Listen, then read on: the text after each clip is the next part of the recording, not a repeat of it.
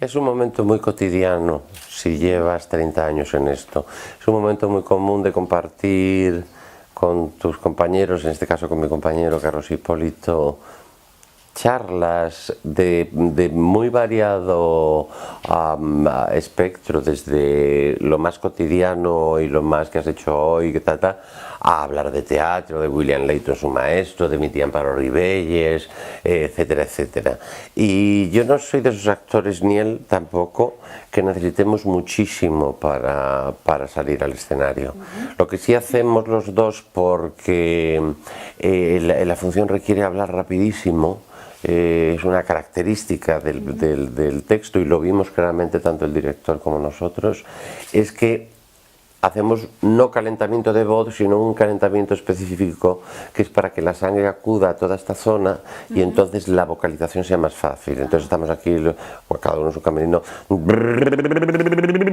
aquí haciéndole esto del labio, pero así consigues que toda esta zona se caliente, se llene de sangre, y entonces sales a hablar más rápido y más deprisa y funciona.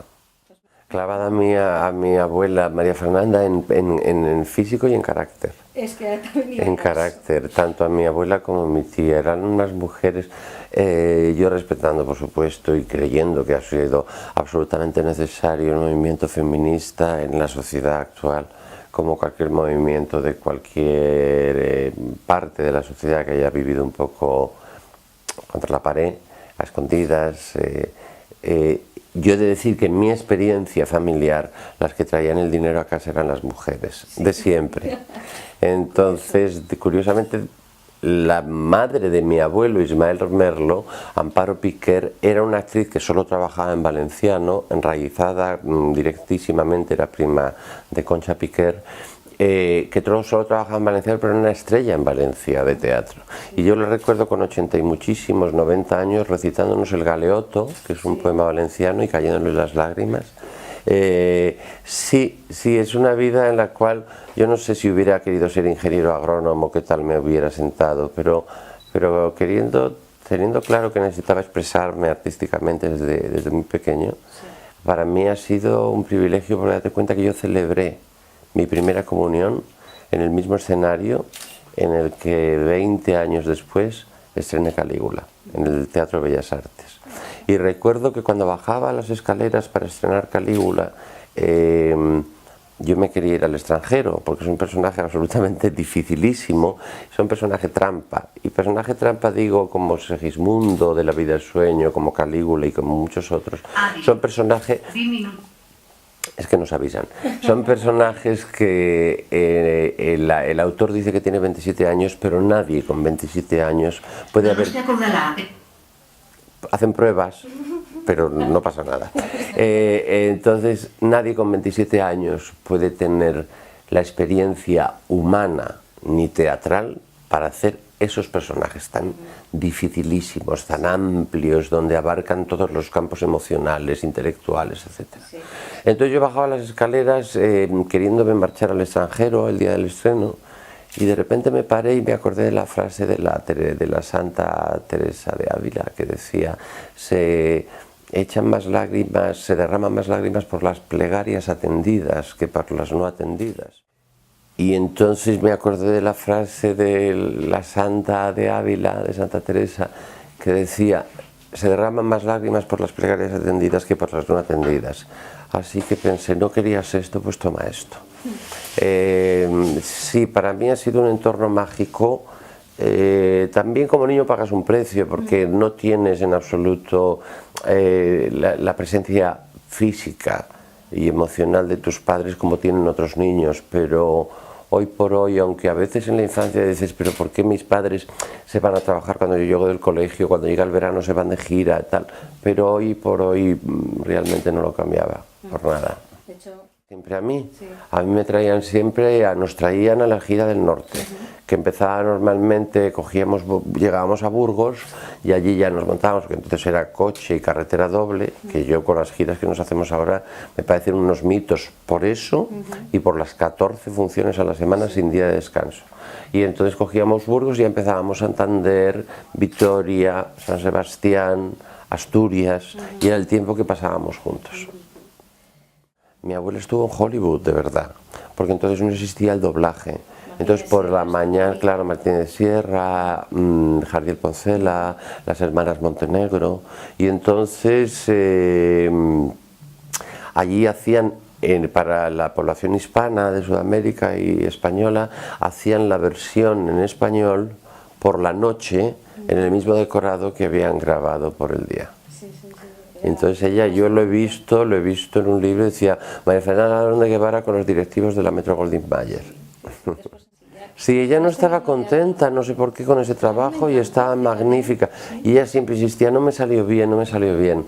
Bueno, somos muy exigentes y yo creo que hay un momento, verdaderamente hay un momento en el cual tienes que hacer el ejercicio más difícil de todos, que es no mirarte tú. Sencillamente sentir si realmente estás conectando con el público. Y a mí me fascinó en aquel trabajo, pero ella siempre insistía que no le salía bien a esa mujer. Pequeñeces, pequeñeces, en Orgullo y Pasión, y luego, pero era un gran hombre como todos los actores, desde mi punto de vista, que se precien de tener una carrera de largo recorrido. No quiero menospreciar a los que no han hecho teatro, porque hay actores de cine fascinantes que no han hecho teatro, pero son muy pocos. Verdaderamente yo pienso que la posibilidad hay que dársela, al igual que me parece que hay que conocer el cine y la televisión, la posibilidad de que no te digan corta, que ha salido mal, o decirlo tú, y seguir adelante, pase lo que pase, genera primero dos cosas. Activa el músculo de la interpretación, si existe como metáfora, si me la permites, de una manera brutal. Y segundo, descubres el fin último, para mí, de este trabajo. Y es que un grupo de adultos, que son adultos y han pagado un precio para que les cuenten un cuento. Y cómo está en tus manos que se despojen de esa madurez, de esas experiencias, de esa vida, de esas circunstancias, que se olviden durante ese rato de todo aquello y que sean... Yo siempre digo que el periodista vio un reportaje que le fascinó y decidió ser periodista. Y normalmente el médico, a no ser por herencia familiar, pero seguramente incluso por herencia familiar, como es mi caso, estaría fascinado por la profesión del padre.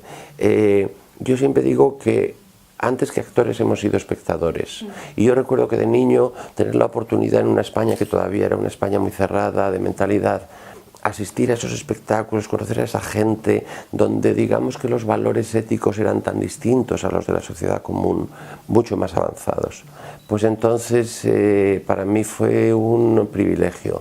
Y yo siempre pienso, cuando voy a salir al escenario, y a lo mejor un día tengo menos ganas, o a lo mejor un día estoy inseguro, me acuerdo de aquel niño que era Luis Merlo, que se sentaba en un patio de butacas, o del adulto que se sigue sentando hoy en día, qué es lo que espera recibir.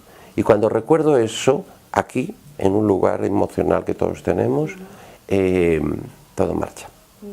Y qué valiente en aquella época, qué valiente, qué valiente. Como ese vientre absolutamente yermo de ese universo de Lorca, y efectivamente ahí se atrevió a hacer un personaje dirigido por Ángel Facio, muy impresionante. Y hay una curiosidad que muy poca gente sabe, que voy a saber y espero que voy a contar, y espero que no se moleste, porque todos hemos empezado en esto. Había un momento en el sueño, en la ensoñación de la abuela, que está escondida, encerrada, y aparece en una escena que salían dos angelotes colgados con alambres por el telar, que se les veía desde el público. Pues uno de esos angelotes se llamaba Pedro Almodóvar. Sí. O sea que os doy una primicia, porque creo que esto no lo he contado nunca, porque no pretendo ofender a uno de los grandísimos directores que tenemos en este país, pero hay gente que sí le gusta recordar sus principios y a otros no. Pero bueno, yo lo voy a hacer por él y me la juego. Una sociedad con una realidad muy atrasada, y entonces de repente poder ver textos importantes en los cuales la censura, la censura elegía muy raro, y a veces en la elección en sus elecciones lo ponía todo muchísimo más escandaloso, porque en Mogambo hacía que para que Grace Kelly no tuviera una relación con Clark Gable, porque era una relación de una chica joven con una mujer mayor, con un hombre mayor, perdón, los hizo hermanos y entonces era mucho peor porque era un incesto. Sí. Entonces la censura con el estudio 1 fue muy amable. Entonces se pudieron hacer textos muy importantes desde Ionesco hasta Shakespeare, pasando por autores de nuestro país. Se pudieron hacer textos muy importantes y creo que muy bien hechos y generaron creo que una generación de espectadores al teatro fantástica. Pero también el de Fernán Gómez y el de Nuria Esper, haciendo la Salomé y haciendo a a Ana Karenina. Yo creo que era un hombre muy moderno, muchísimo, y es muy difícil sacar al escenario lo que no eres, o a veces eludir lo que eres. El escenario desnuda muchísimo y la cámara ni te cuento. Entonces yo creo que era un actor muy inteligente, muy moderno, y en esa caza, en esa película en la cual había tanto pensamiento que él no verbalizaba y oíamos en off lo que estaba pensando, yo cada vez que la he visto siempre he pensado, está pensando esto en este momento. Y miraba y decía, qué calor, se oía una voz en off que era su pensamiento, qué calor, esta gente, y toda aquella capacidad de convertir. Yo siempre digo que hay un desierto maravilloso para el actor que hay que vivir cada vez que lo vives, con más responsabilidad a lo mejor, pero con más confianza por una razón, porque ya te ha salido más veces, que es desde que lees el texto y piensas en lo que podrías hacer con ese personaje, hasta que ese pensamiento se convierte en un hecho, en una acción, y realmente consigues, si lo consigues, hacerlo. Yo pienso que ese proceso, que es el proceso en definitiva de ensayos, es un proceso que a veces es angustiante, porque dices, no hay maneras como meterse en una habitación a oscuras y buscar los interruptores, y a veces se produce la luz y a veces no. Y entonces yo pienso que esa preparación, actores como Ismael Merlo, como Prada, como Bódalo, como Fernán Gómez, la consiguieron a base de repertorio, a base de empezar desde abajo, haciendo muchos personajes, cambiando de función todas las semanas. Entonces eso era una escuela absolutamente increíble, que era la que había entonces. Yo me parece que yo apoyo enormemente las buenas escuelas de interpretación, las malas que ni las pisen porque les destrozan, emocionalmente hablando. No creo que sea tan complicado ser actor, ni que haya que matar a la madre, ni así clavarle un cuchillo al padre, metafóricamente hablando. Pero las buenas escuelas de teatro, en definitiva, de lo que se trata es de trabajo. Según yo lo conozco, es de repetir, y cuando ya no queda más, repetir. Y volver a repetir.